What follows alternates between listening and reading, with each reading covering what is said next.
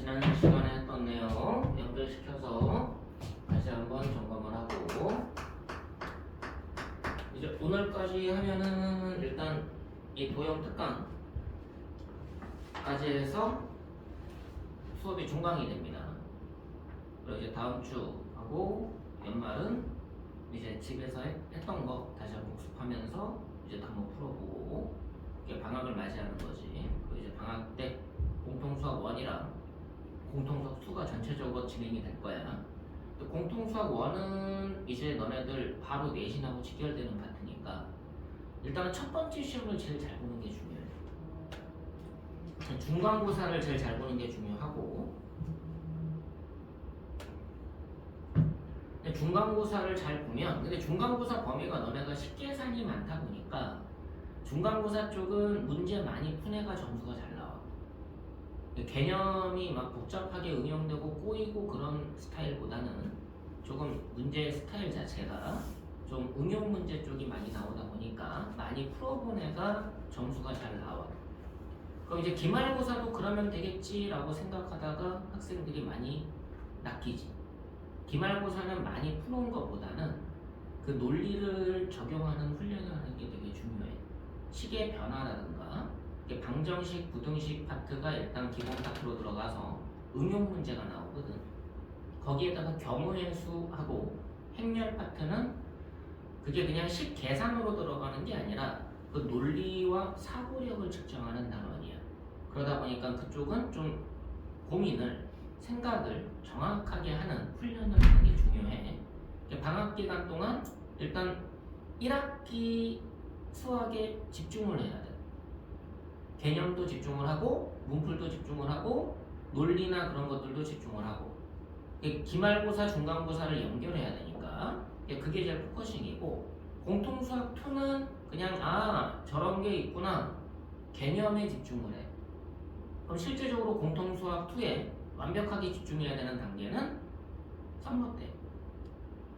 근데 썸머 전까지 너네들이 커리큘럼이 보통 어떻게 되냐면 겨울학기 1, 2월 이제 수학으로 보면은 이때는 공수 1에 집중을 하고, 이거는 이제 개념이든 문풀이든 응용이든 심화든 다 해야 되는 거고, 공수 2는 문풀도 하겠지만 개념에 포커싱을 맞추고 문풀은 기본만 끌고 가면 돼. 이해됐어? 그래서 개념을 집중적으로 좀 연습하는 단계가 될 거야. 그럼 이제 3월부터 7월까지는 뭐가 진행이 되냐면 계속 내신 대비. 기말고사 끝날 때까지는 쉴 틈이 없어. 그래서 쭉 내신 대비를 하다가 7월 기말 이후부터 방학 전까지, 이때가 너네가 한 2주 정도 텀이 남거든. 학교별로 보면은 보통 2주 정도가 기간이 생겨요. 그럼 이때가 뭘 하는 시기가 되느냐? 선행. 그럼 너네가 2학년 거를 그나마 한 번 볼 기회가 생겨. 그럼 이때 너네가 지금 교과과정 자체가 이때 선행해야 되는 수학은 다는 못해.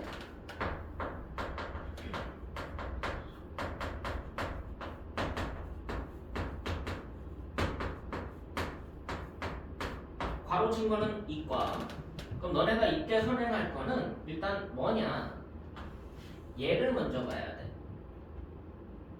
뭐 필요하면은 얘까지도 봐도 되는데 이거는 딱히 나중에 해도 괜찮아. 근데 미적은 대수를 해야 미적을 할 수가 있어. 미적, 대수하고 미적을 같이 돌리면 너네가 오히려 더 혼란스러워져. 이때 대수에 대해서 선행을 약 80에서 90%. 그래서 이때 대수 특강을 합니다. 그러니까 그때 그 특강을 들으면 돼. 2주 정도만. 그러고 나서 이제 썸머스쿨로 여름학기로 돌입을 하는 거지. 근데 썸머가 학교마다 좀 다르긴 하지만 일반적으로 한 3주 정도 잡아. 4주가 안 돼. 그러니까 이때가 3주. 너네가 뭐 휴가도 갖고 막 그러다 보니까 그냥 3주 정도밖에 안 나와. 근데 3주 동안 이제 공수 2를 집중을 하는 거예요. 그럼 이때 개념하고 문풀을 했기 때문에 이때 개념도 하고 문풀도 하고 응용도 하고 이제 심화까지 할 수 있게 만드는 게 썸머스쿨. 그럼 이게 끝나면 이제 8월부터 12월 초까지 이때가 또 쭉 내신 대비만 계속 진행을 해. 그럼 이제 또 언제 텀이 있어? 12월 초부터 12월 말까지 기말 이후 에서 12월 말까지 보면 이때는 이 2주보다는 좀 길게 나와요. 3주 정도가 나옵니다. 좀 빨리 끝나는 학교는 4주도 나오는데 보통 이제 기말 끝나고 나면 애들이 1년 동안 힘들었으니까 잠깐 쉰다는 생각을 한단 말이야. 그래서 한 며칠 정도 쉬었다가 그 다음에 진행을 하면 3주 정도가 나와. 그럼 이 3주 동안 다시 또 선행을 하는 거야. 그럼 이때 선행은 뭘 하느냐? 대수를 했으니까 미적해야 되지 않아요? 아니야. 이건 어차피 2학기 거예요. 그래서 이 두 가지를 같이 해야 돼. 이때 선행은 대수와 확통이 선행으로 돌아가. 왜 그러냐? 얘가 1학기 거거든. 2학년 1학기 때 배워. 근데 두 권을 나가니까는 두 과목을 나간다고 생각해야 돼. 수학 자체가.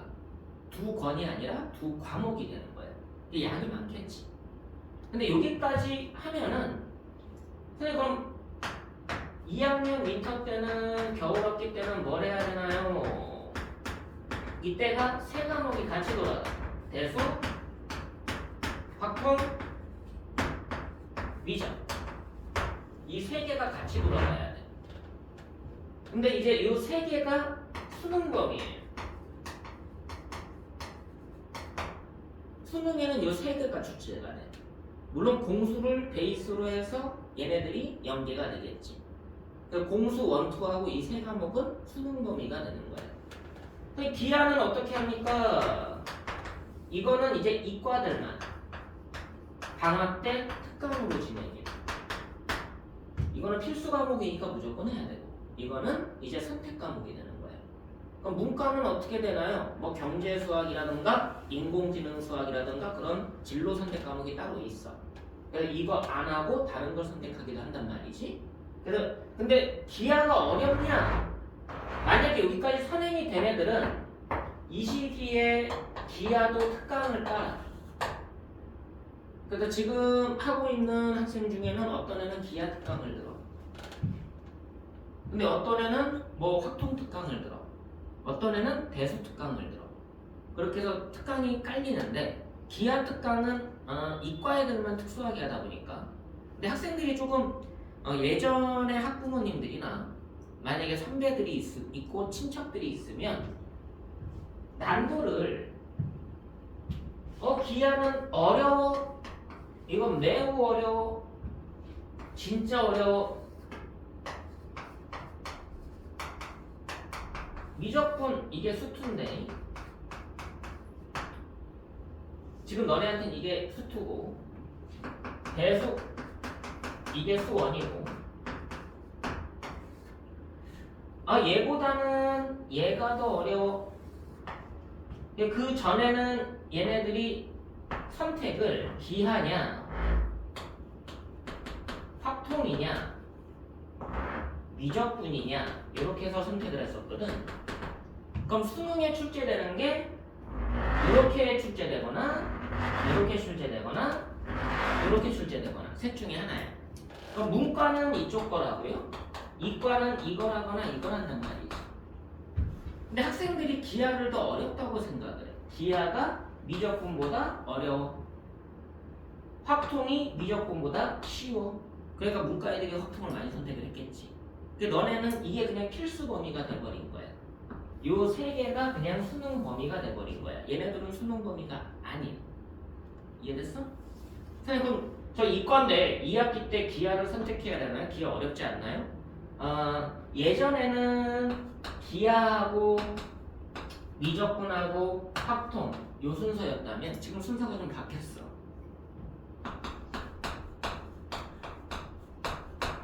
이거예요. 기하가 좀 쉬워졌어. 내용도 축소가 되고.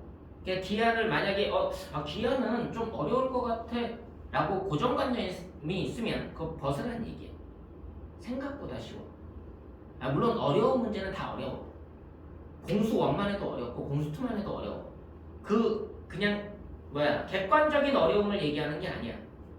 근데 수학에 관련돼 있는 내용이나 그런 걸 이해하기에는 기하가 생각보다는 쉽게 접근할 수가 있다.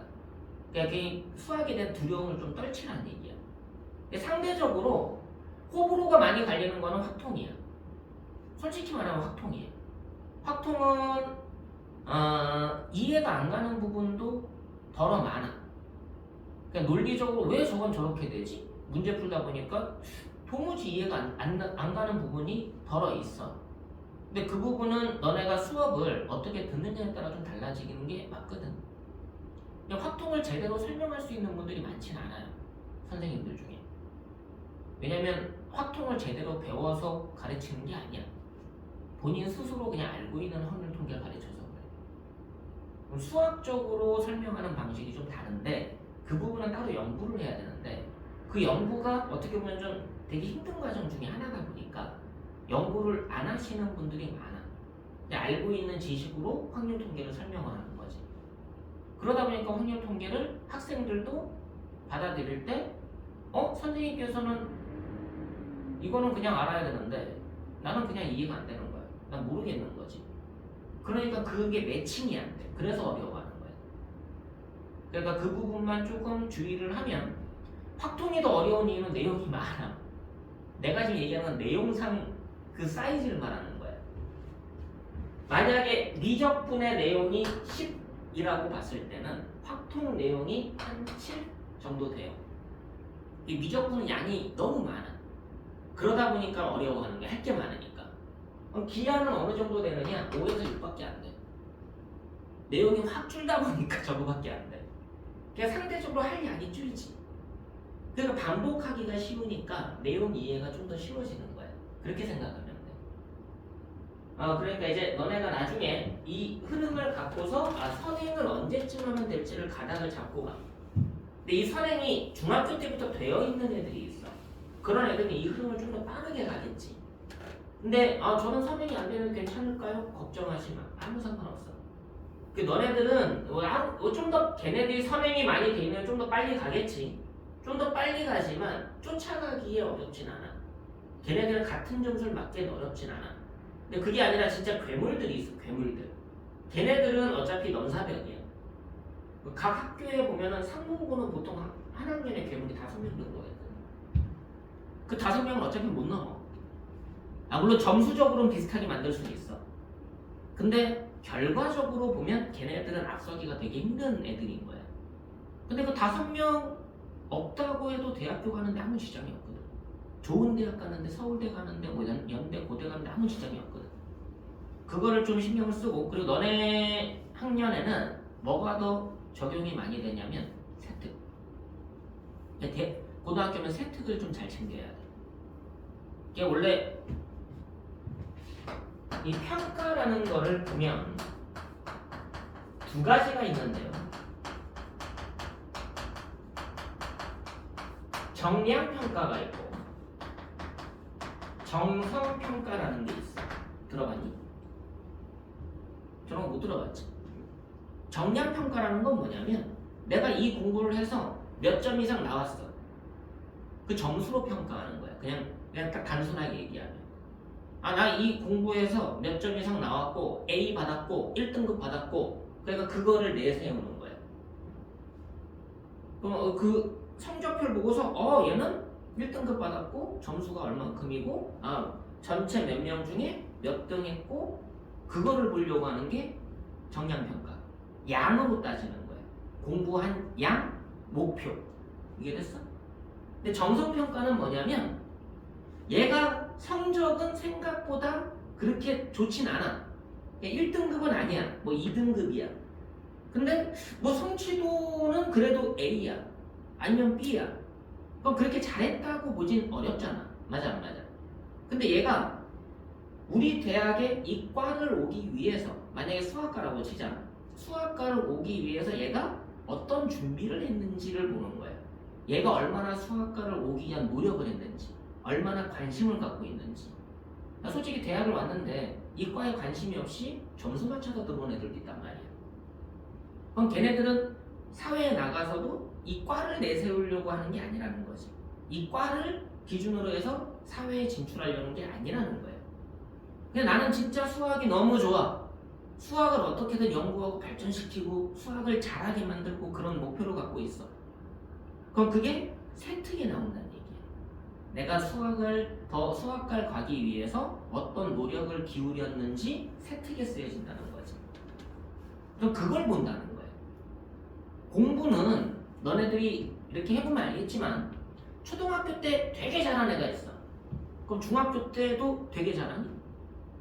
그러지 않지 않아? 초등학교 때는 되게 잘했는데 중학교 때는 평범하게 된 애들도 있더란 얘기야. 초등학교 때는 그냥 적당히 했는데 중학교 때 되게 잘하는 애들도 있더란 얘기야. 자, 마찬가지야. 중학교 때 되게 잘했어. 그럼 고등학교 때 되게 잘할 확률도 있는데 평범하게 될 확률도 커. 근데 중학교 때 적당히 잘했어. 쟤 그냥 평범했는데 고등학교 갔더니 갑자기 잘하는 애들도 있더란 얘기야. 자, 마찬가지. 고등학교 때 되게 잘했어. 대학교 갔는데 평범하게 된 애들이 많다는 얘기야. 근데 고등학교 때 적당히 성적은 그래. 근데 대학교 왔더니 날고 긴 애들이 많아지더란 얘기야. 그게 왜 그러냐면 공부하는 방법이나 레벨이 달라져서 그래. 초등학교 공부법이랑 중학교 공부법이 달라. 중학교 공부법이랑 고등학교 공부법이 달라. 고등학교 공부법이랑 대학교 공부법이 달라. 일례로 너네가 예체능에서 미술이나 그런 걸 보면 예전에는 실기 전형이 많았어. 실기로 거의 100% 전형을 많이 뽑았어. 근데 요새는 실기 전형 100% 없어. 100%로 뽑는 전형을 많이 없어. 왜? 기술은 학교에서 가르치면 된다는 거야. 특별한 재능이 있지 않는 한, 진짜 얘가 타고난 재능이 있지 않는 한 그리는 기법이나 그런 거는 대학에 와서 배우면 된다는 거예요. 공부를 더 중요시하게 얘가 받아들이는 능력이 있는가? 왜? 대학교 가면 공부법이 완전 달라지니까. 무슨 말인지 알겠어? 그래서 지금 너네 세대는 어떤 거를 더 지켜보려고 하느냐? 이쪽으로 바뀌는 추세야. 이 전 세대는 이쪽이었어. 근데 지금은 이쪽으로 바뀌고 있는 단계의 첫 단계가 지금 고1. 근데 고1들은 이게 첫 단계다 보니까 좀 좌충우돌이 있어요. 그래서 이게 제대로 적용되지도 않고 실험해보기도 하고 이렇게도 해보고 하면서 하는데 목적은 뭐야? 저걸로 바꾸려는 단계예요. 그럼 얘네가 한번 하고 나면 너네가 좀 더 안정화되겠지. 그러니까 너네들은 정성평가에 조금 더 집중해서 봐야 되는 단계가 된 거야. 그래서 세특이나 수행이나 그런 거에 대해서 조금 더 신경을 쓰는 게 옳다는 얘기지. 무슨 말인지 알겠지? 그걸 보고서 공부를 해야 돼. 단순하게 점수가 높다, 낮다 그걸로 평가받지 않는다는 거. 대학교 갈 때 그런 거 알고 시작하자.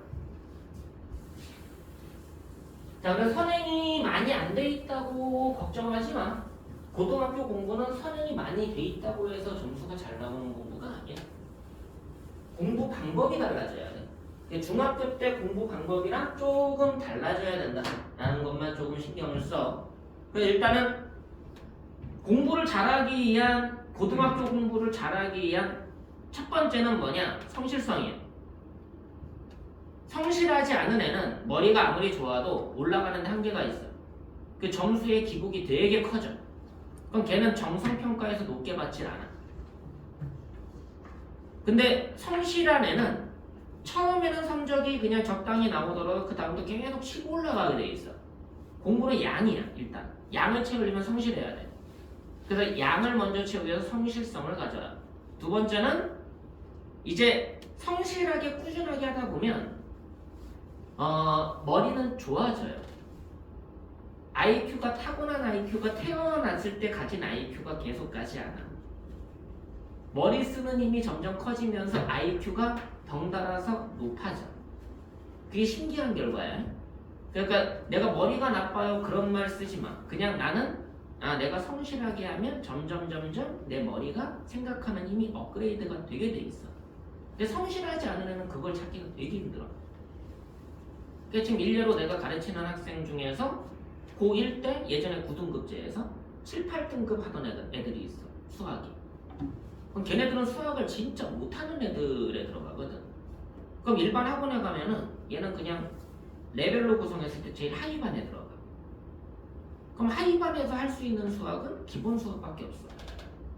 가르치는 개념도 공식만 알려주고 대입해서 풀게 하고.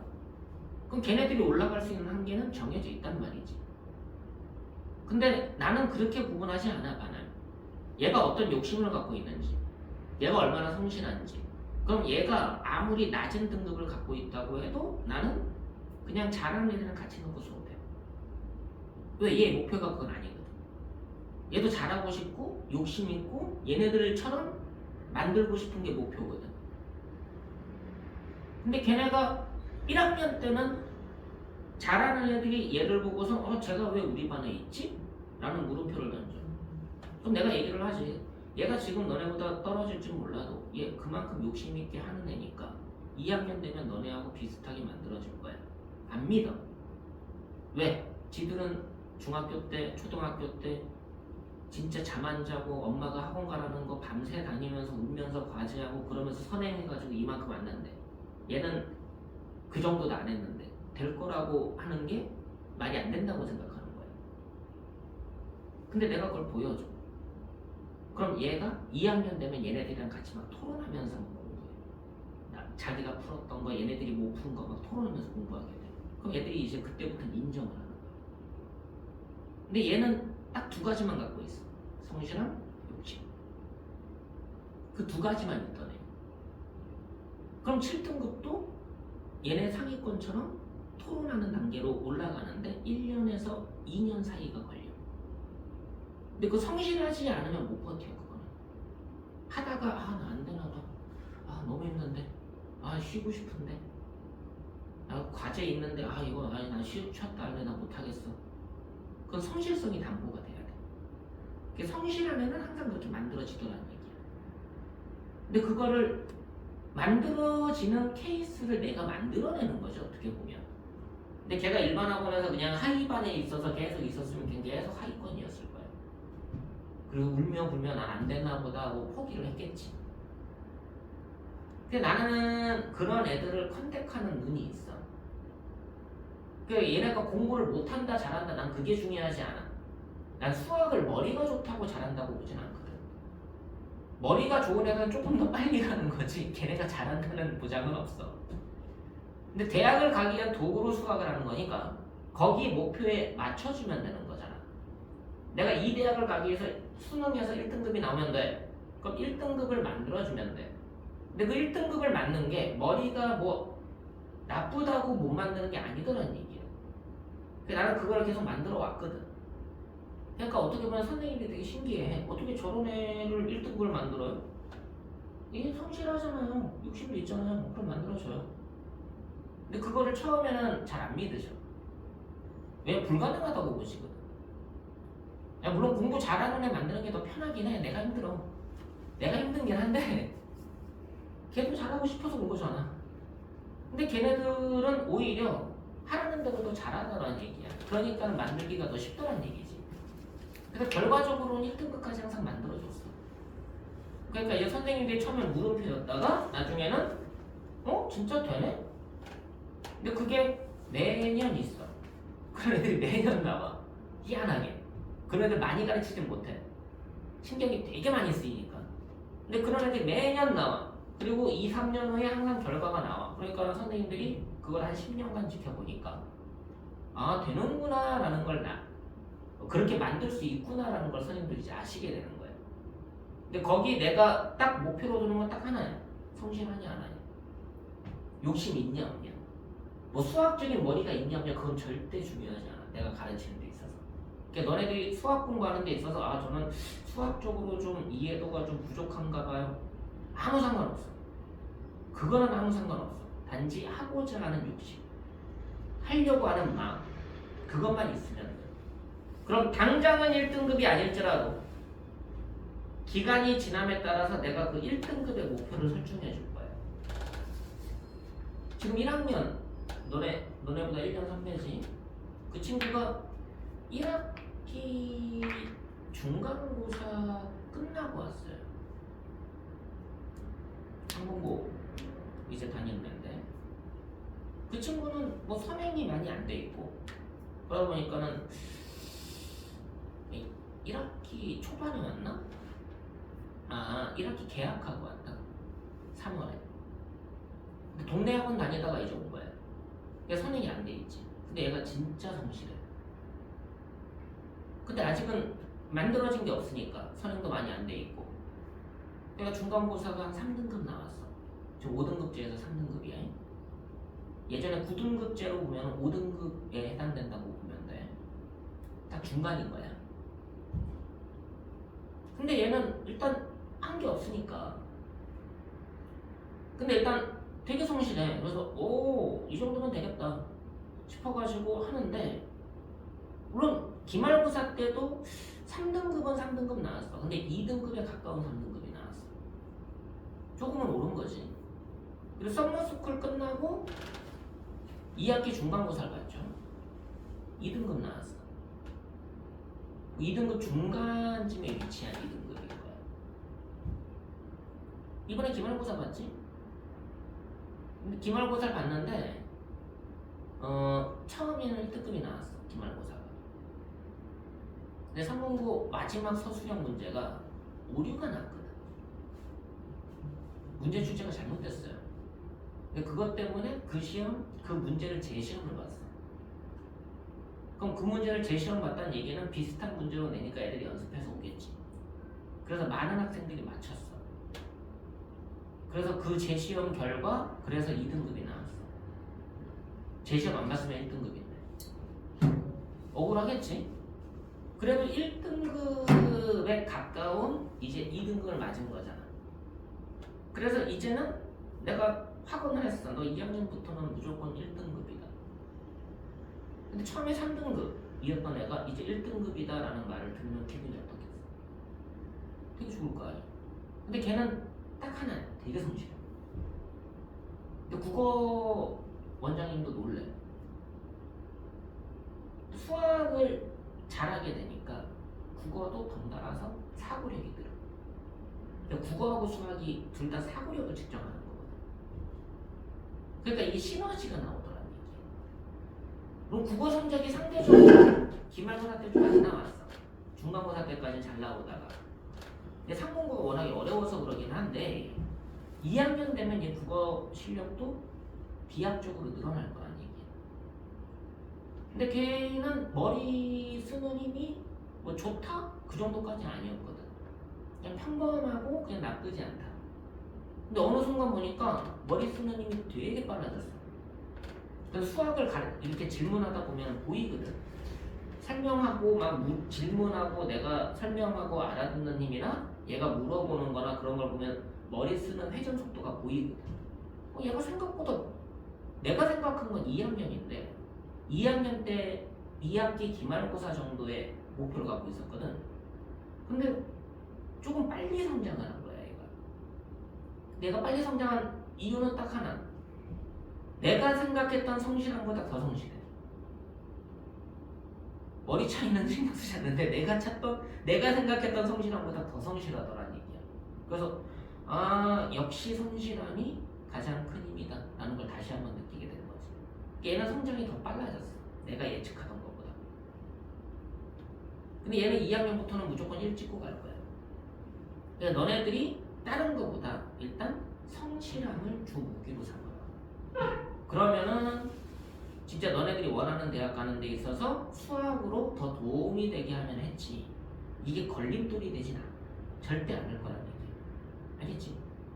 그러니까 지금 도형 특강을 하는 이유는 너네들한테 이 도형이 만들어진 원리 그 부분을 설명하려고 했던 거니까. 이 원이라는 게 어떻게 만들어졌는지에 대한 얘기가 가장 중요해. 딴 거보다. 다른 건 다 응용이니까. 이 원이 생성되는 원리가 가장 중요하고 이 원리를 이용해서 얘네들을 방정식으로 표현하는 단계. 이게 지난 시간에 얘기를 했던 내용이고요. 첫 번째로 생성 원리가 뭐였느냐? 점 한 개를 이용해서 원을 정의하는 방법이었어. 이게 너네들이 알고 있는 원의 정의였지? 중심과 반지름을 이용한 원, 맞니? 점 한 개를 이용해서 원이 결정된다. 그래서 중심이 주어지면 A, B, 반지름이 주어지면 R, 그래서 R은 양수가 될 거고, 원주 위에 있는 점들이 P일 때 X, Y라고 놓으면 여기에서 만족하는 식이 뭐였어? 두 점 사이의 거리, CP 사이의 거리가 R이 되더라. 그래서 CP 사이의 거리가 R이 되더라. 얘가 기호에 대한 얘기고, 얘를 두 점 사이의 거리라는 공식에 대입해서 정리를 해보면 뭐가 나왔었느냐? x-a 제곱과 y-b의 제곱이 r 제곱이 됐었다. 근데 여기서의 r은 양수라는 보장이 있었어야 되고, 이럴 때 이걸 보고 중심이 a, b이고 반지름이 r인 원이 되더라 하고서 원의 방정식 하고서 얘기를 하더란 얘기야. 이렇게 해서 중심을 이용해서 점 한 개로 정의되는 원의 방정식. 자, 두 번째로 점 두 개로 정의되는 원의 방정식의 첫 번째가 있었는데 이거는 2-1이야. 자, 어떤 원이었느냐? 점 두 개가 어디에 양 끝이면 지름의 양 끝이 주어지면 원 한 개가 결정되더라 라는 설명을 했었죠. 지름의 양 끝이 A, x1, y1, B, x2, y2 그리고 3분 AB가 지름이다. 그러면 여기에서 만족하는 식이 원주 위의 점 동점 px, y라고 하면은 지난 시간에 얘기했던 건 두 가지의 흐름이었어. 지름의 양끝을 이용해서 중심과 반지름을 찾아서 가는 방식과 지름의 양끝을 이용해서 중심 좌표와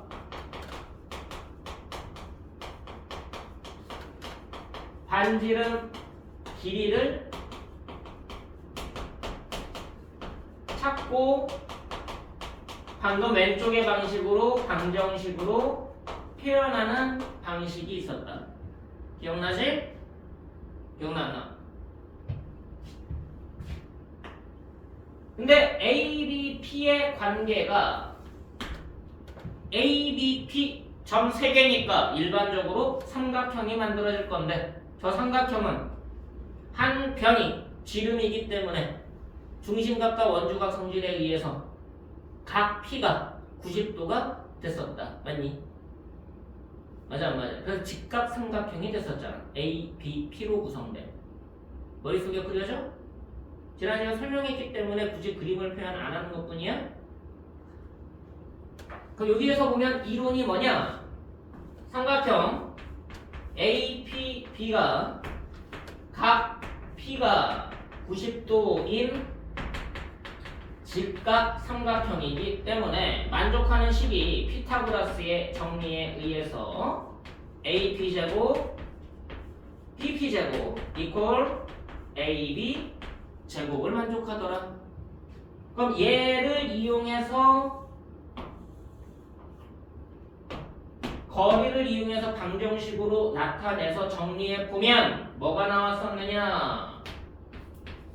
x 빼기 x1, x 빼기 x2 지름의 양 끝에 x좌표 가지고 만들어낸 식이야. 더하기 y 빼기 y1 곱하기 y 빼기 y2 지름의 양끝에 y좌표 가지고 만들어낸 식이야.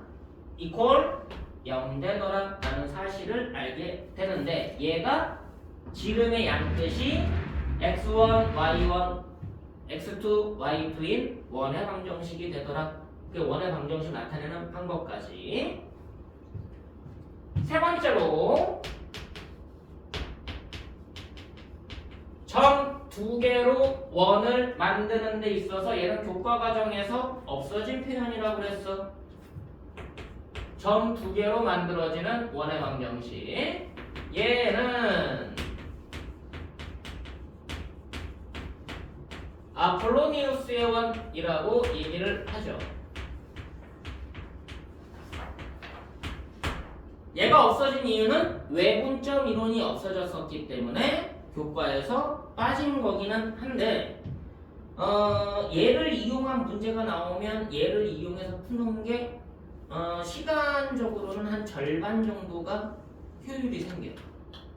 만약에 얘를 이용하지 않고 풀었는데 3분이 걸렸다. 얘를 이용해서 풀면은 1분 30초? 그냥 딱 정량화 시켰을 때 5분이 걸리는 문제다? 그러면 한 3분? 그럼 시간이 단축이 되기 때문에 선생님들께서 의도적으로 얘를 억지로 얘를 이용하지 않게 만들 수는 있겠지만 문제 내다 보면 의도치 않게 얘를 이용하면 빨리 푸는 문제들이 더 있더란 얘기야. 그래서 알고 있으면 너네한테 효율이 생기니까 수학적으로는 알고 있는 게 맞고 수학적으로는 이 중에서 가장 중요한 원의 방정식이야. 이 셋 중에서는 가장 중요한 놈인 거예요. 그래서 내가 계속 설명을 하는 거니까. 자, 얘는 목적이 뭐였느냐? 투점 A, B 로부터 거리의 B가 같지 않고 일정한, 그래서 M 대 N이라고 쓸게. 대신에 M하고 N은 달라. 그럼 A, B로부터 거리의 B가 같지는 않은데 일정한 거지. in 동점 P의 자취는 모임은 원이 되더라 라는 것을 작도로 증명한 수학자가 아폴로니우스. 그 얘를 식으로 나타내면은 이렇게 됩니다. AP 대 BP의 길이비를 봤더니 N 대 N이더라. 요게 관계식이에요. 그럼 정리를 해보면 A, B의 좌표가 있을 거고 P의 좌표는 X, Y라고 놓을 거니까 얘를 정리하면은 N 곱하기 BP 이퀄 N 곱하기 AP거든. 근데 두 점 사이의 거리 얘를 구하면 루트가 포함되어 있잖아. 그 루트를 보기 싫으니까 양변을 제곱해서 정리하면 N 제곱의 두 점 사이의 거리의 제곱과 N 제곱의 두 점 사이의 거리의 제곱이 같더란 얘기야. 실질적으로는 얘를 정리해주면 XY의 관계식이 나와서 원의 방정식이 나와.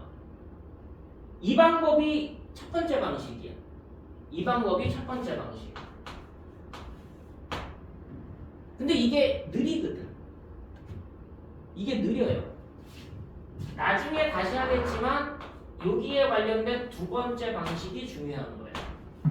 근데 아직은 너네가 이 교과 과정을 다 정확하게 설명을 안 한 거기 때문에 이 두 번째 방식이 적용이 안 될 수는 있어.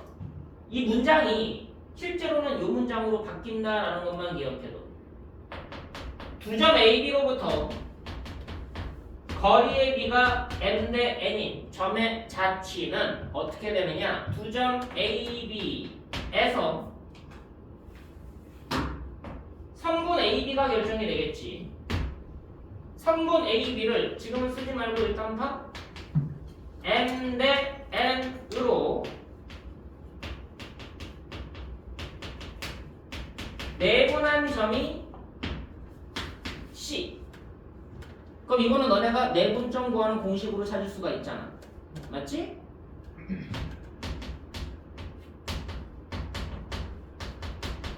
외분한 점을 t.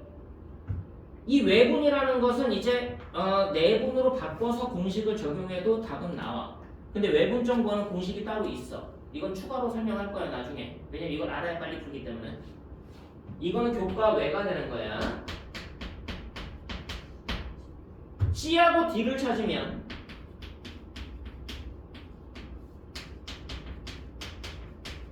지름의 양 끝으로 하는 원이더라 라는 게 현재 해석이야. 그럼 뭐 하면 돼? 지름의 양 끝으로 하는 원이니까 여기에 적용하면 되지. CD 찾으면 저기다 적용하면 끝난다는 얘기야. 이해됐어? 그래, 요거까지 내용이 연결이 될 거야 라는 것만 참고로 알아. 알겠지? 자, 이게 지난 시간에 했던 내용이니까 정리하면서 다시 내용을 기억해 두면 좋겠습니다.